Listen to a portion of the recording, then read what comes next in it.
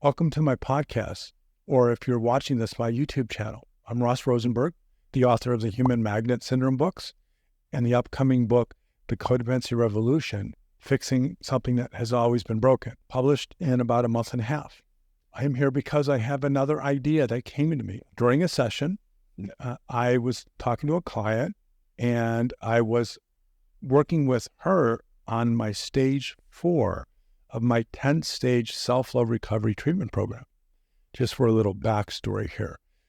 Not only did I create the Human Magnet Syndrome and all the explanations to help us understand what codependency is, and everything you need to know about your part of it and how you can break free from it, I then created a treatment program to address the problem, which I call self-love deficit disorder.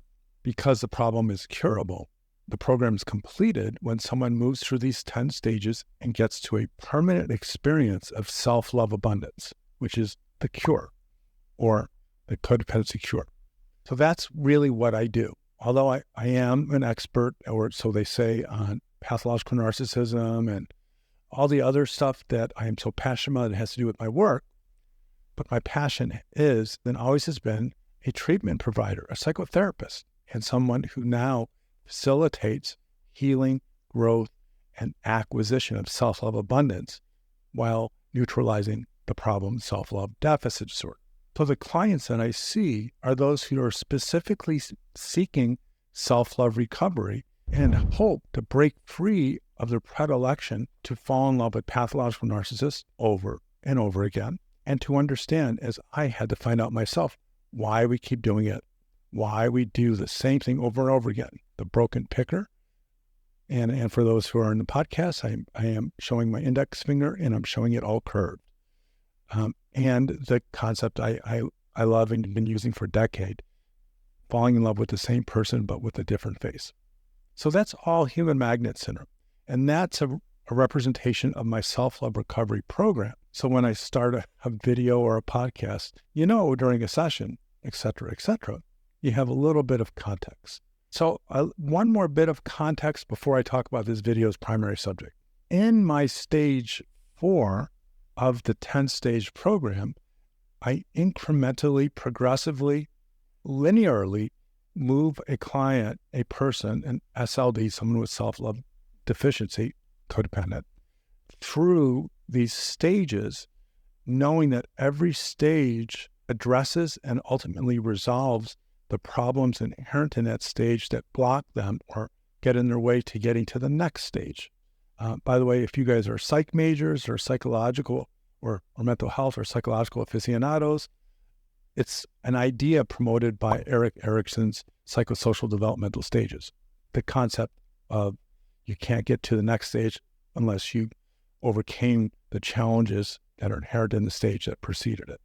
So one of the latter stages is setting boundaries in a hostile environment, which is essentially finally being ready to confront the perpetrator, the gaslighter, the instigator, the pathological narcissist in a way that initiates a very well-planned escape or exit plan.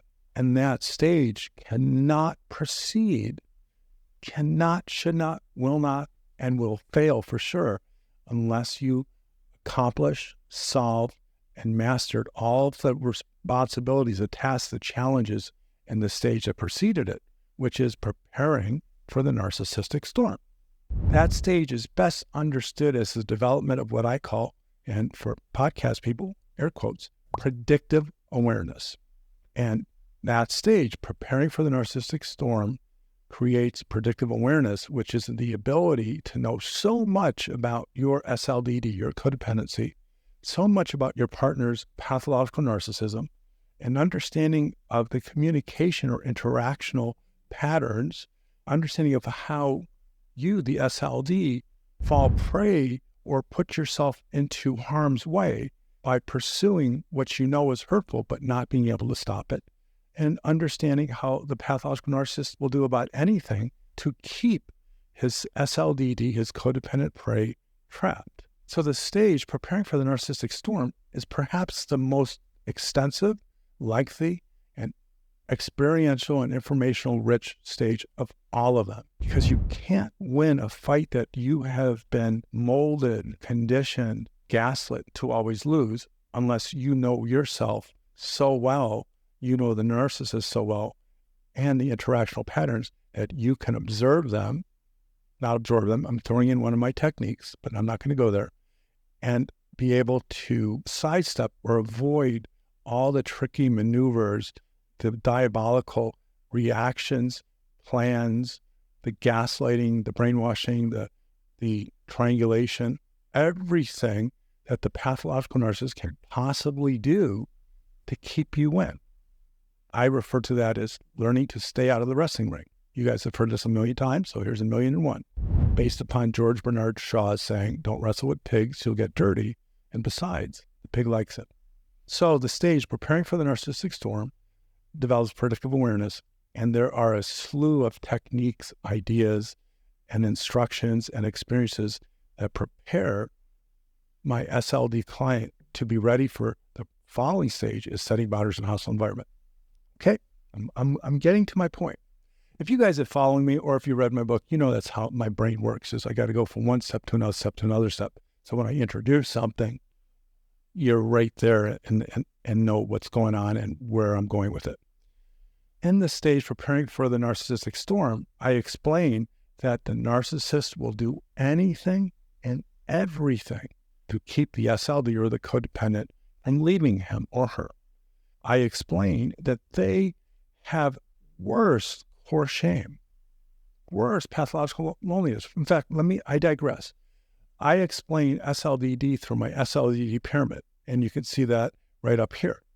And, at the bottom of it is attachment trauma, core shame, pathological loneliness, the SLDD addiction, and then at the very top is all the signs and symptoms that paint a picture of the SLD or codependent. In fact, most people see that part of the pyramid as codependency. No, that is a symptom of the problem of self-love deficit disorder. And what I realized probably about 2 years after creating the SLDD pyramid, I realized that it applies to pathological narcissists. They also have the same attachment trauma, core shame, pathological loneliness, addiction, and except on top, the symptoms are a little bit different. The difference is they have a personality disorder. And all of the 3 personalities that comprise what I call pathological narcissism, borderline, narcissistic, and antisocial personality disorder, aka sociopath, they have the same foundational traits. The person doesn't know they have the problem. The person denies they have a problem. The person will not seek help for the problem. The person will hurt, rebel, or somehow manipulate another person in a harmful way should they be coerced or forced, or should someone try to get them to accept their psychological condition, their disorder.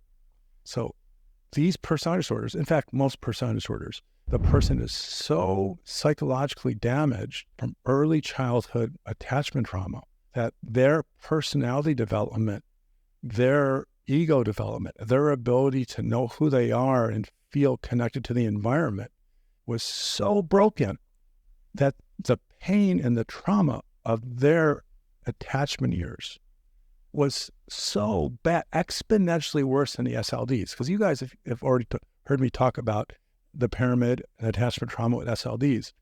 It was so bad, it was so horrendous that it had to be disassociated. Let me just jump back a little bit. You already know, hopefully you do, because if you followed my work or read my book, that SLDD is caused by attachment trauma, being raised in a harmful environment by a narcissistic and a codependent parent, and the inability for them to make the child feel safe, loved, secure, etc. And that trauma is virtually impossible for therapists to understand, locate, find, and treat. That is why I created my self-love recovery treatment program and my HITCH, Healing the Inner Trauma Child treatment techniques. And by the way, HITCH is a trauma resolution and trauma integration technique. So the personality disorder is a result of the brain being unable to resolve, to make sense of, to sort out, to compartmentalize, to ignore, which we will call that suppression. That's when you push it down. It is so painful that the early childhood abuse that it was cordoned off and put in a part of the brain that is not accessible to conscious thought. But all of that attachment trauma, all of that suffering and all of that harm and all the memories associated with it are located in a part of the brain that is consciously offline, but always active. So let me digress a little bit. Again, hopefully you know this and you've been following me. SLDs have attachment trauma for which it is so painful they cannot remember, and it is disassociated and placed in a part of the brain that's offline. But the difference is the person who became a pathological narcissist, the way that they coped as a child and the way that they survived was different. The one who became an SLD or a codependent found a way to mold, shape themselves, become invisible, to be the good child, the trophy child, the child that is the parent to the parent. So all of that trauma, it was so bad and so harmful. SLDs, codependents, probably might be you, have all this trauma kind of locked away in a place where what most people call your unconscious mind. So if that is the same place, that the same trauma is located for people with personality disorders. The difference is the degree, the frequency, the intensity, the maliciousness, the inescapability aspects of the trauma of the person become a pathological narcissist, get a personality disorder, and the SLD. It is not meant to come forward. That is why I never, ever work with someone with a personality disorder and utilize my healing the inner trauma child or hitch integration healing techniques. I've learned that information, that disassociated information, that disconnected information, that purposely forgotten, and I never want to think about or feel it again information, it's too big to bring forward into an experience like I do with my hitch method, which is very, very difficult and very, very, very emotionally challenging, and then eventually integrate it. No, if that comes out of that dark cave and the abyss at the bottom of it, if that is pulled out of this dark, dissociated cave, there's going to be mental breakdown. They are going to experience extreme duress. They're going to experience memories that will break them down, make them emotionally unstable, and bring back memories that are going to be so painful that they're going to have to eventually snap out of it and go back to pushing it out and not thinking about it. So a little backstory to the backstory. So when I was developing, it's funny, when I was developing the hitch method, the healing the inner trauma child method, I didn't know I was developing it. I just kind of stumbled across it accidentally. It was before I saw the world as codependent narcissists, human magnet syndrome, a long time ago, like 30 years ago. I was noticing I could bring a person back to their childhood trauma, get them to talk about it, and help them integrate it and heal and help them move forward. But I really only knew 1/3 of what I would know 25 years later. But there were times in my career where I used the hitch method when it didn't have a name for someone who had a personality disorder. And what happened every single time, the client became unglued. They became so disintegrated emotionally, psychologically. They regressed to a child, a powerless, scared, frightened child who was actually reliving the nightmare of the storm. And I didn't know what I was doing. And it freaked me out as a budding therapist who didn't know what was going on. By the way, this was 15 years before Peter Levine and Bessel van der Kolk, who are like my heroes, whose knowledge and contributions are just tremendous.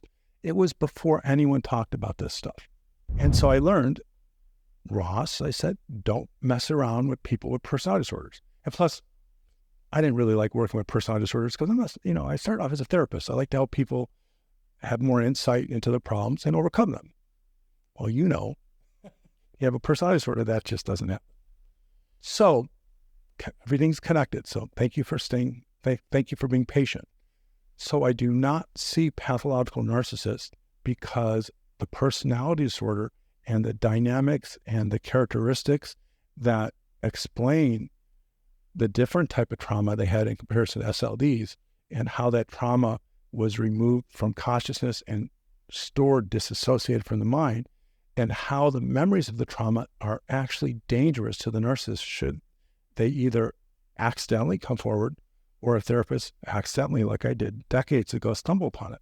If we look at what I would call regular trauma, and I'm air quotes again, like post-traumatic stress disorder or CPTSD, the trauma is taken offline and it goes offline into a place called the amygdala, which is in our limbic systems. And when the brain decides that conscious memory is dangerous and it has to be sequestered, it has to be removed and never to be remembered, Ross, who knows how to get to the amygdala to help my SLDs or codependents overcome the trauma, the dissociated trauma that is at the bedrock of their problem, Ross doesn't mess with that. Okay, so I set up this video for you guys. And I don't know how long it to take. Let me look at the time here. Oh, that was a long time. If you try to divorce, leave, break up, sever the relationship with a narcissist, it triggers abandonment issues. So going back to the pyramid, attachment trauma, coerce, shame, loneliness, addiction, everything that we understand that applies to SLDDs is exponentially worse, subjectively more painful. They regress to a state of psychological terror. And this is why this video is important, because should you want to leave your pathological narcissist, whether it's direct, serving them in a divorce, indirect because it's dangerous and you got to be strategic and go through very carefully my stages, the preparing for the narcissistic storm and the next stage of my self-love recovery treatment program, you must know that you're going to eventually break through into that broken area that has been partitioned off in the narcissist's mind. You're going to trigger abandonment, trigger incredible core shame, trigger indescribable loneliness. Just like the SLDs experience that, codependents, it is so much more painful subjectively. And that is going to be a condition, a situation, a personal, social, or psychological environment that the narcissist will do anything to stop. So now you might understand why narcissists will do anything to sabotage an SLD's departure, termination of a relationship. Now you understand, why they up the gaslighting, they do the hoovering, the love bombing. Years ago, I created an article that says the 15 things narcissists do to sabotage a person wanting to end a relationship. And there's a YouTube video on that. And that article precisely, almost chronologically, detailed all of the tricks, the techniques, the reactions they do to break down the SLD to bring them back. And again, if you're working with me on the stage, preparing for the narcissistic storm, the more information you know, predictive awareness, the more you can prepare for it. So the narcissist reacts with their little child, their incredibly traumatized, broken, frightened, terribly anxious child they once were, that they have blocked from the awareness. Those feelings and memories come forward. And it's important that you understand this, because if you are going to eventually leave the prison for which you have been entrapped, codependency, self-love deficit disorder, gaslighting, all the various explanations for that prison, that dungeon, you have to prepare for the reactions of the narcissist, which is what I'm talking about, and their efforts to avoid the pain of it.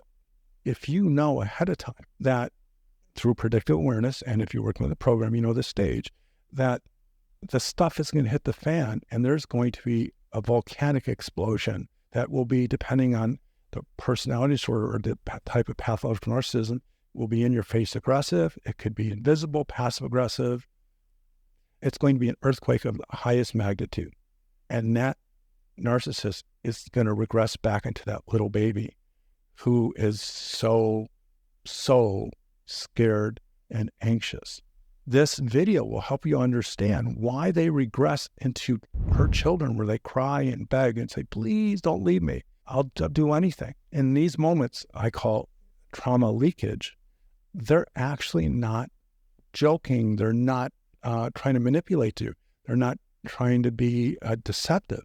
No, in that moment, their pain is so excruciating. They're having flashbacks of being a child. And if you look in their face, if you look in their eyes and you hear their voice, you will hear the tone, the trembling of a child who's terrified. If you look into their eyes, they'll probably be crying. They'll probably look sad. Now, I know that some really tricky narcissists can pull that off because they're just manipulators, but I'm talking about the trauma leakage. But the challenge is you're a recovering SLD. And if you're working with me, you have my support, you have the program and all sorts of tools and strategies that I teach and try to facilitate with my clients. But if you're not, you need to be able to prepare for this. Using the name of my stage, prepare for the narcissistic storm. So when you set boundaries in a hostile environment and this narcissist acts like a hurt, wounded child, and you, because SLDs have empathy. By the way, the cure or the goal of SLD treatment, self-love abundance, it's not to get rid of empathy. No, why would anyone do that? Empathy's cool. Empathy's great. Wonderful. It's human, lovable, sweet. But in this scenario, you're an SLD in recovery, you're naturally empathetic, and you're not completely done with my program, or you're not very far in your own version of it. You're going to be susceptible to reacting to that wounded child you see and wanting to hold that baby and hug it and say, it'll be okay. And I say that analogously because it's not a baby. You're going to see the person who you once loved and adored, who treated you horribly. You're going to be reminded that he's human and has a sweet side, and that will trigger your empathy. And if you're not in good recovery, will get you to reopen up your vulnerabilities, get you to give him or her another chance, get you back into the wrestling ring. And then as soon as that is secured, bam, it goes away. Yeah, it goes away. It can't be sustained because it's not real. It is a reaction. It is the trauma leakage. It is the rupture of all internal boundaries that regresses the narcissist back to the earliest part of their childhood that their brain made sure they never remember. So you got this good explanation. I put it within the context of the human magnet syndrome, put it in context of my codependency cure or self-love recovery treatment program, my healing inner trauma child treatment technique, and the psychological processes that a lot of us don't know about that we must know about. Predictive awareness. If we are going to rise above the claws and the chains of codependency that keep us down, we got to prepare, and we have to watch or observe and don't absorb the narcissists become. Actually, they are becoming, but also seem like this hurt, wounded, vulnerable child. And you have to do what might be unthinkable. You have to say to yourself, and you have to do it, I'm not getting to that wrestling ring. Nothing good will come out of it. In conclusion, prepare. Prepare by understanding yourself. Now, this book that's coming out in a month and a half, The Codependency Revolution, Fixing What Has Always Been Broken, takes everything that I know about the problem and writes it clearly in a 335-page text.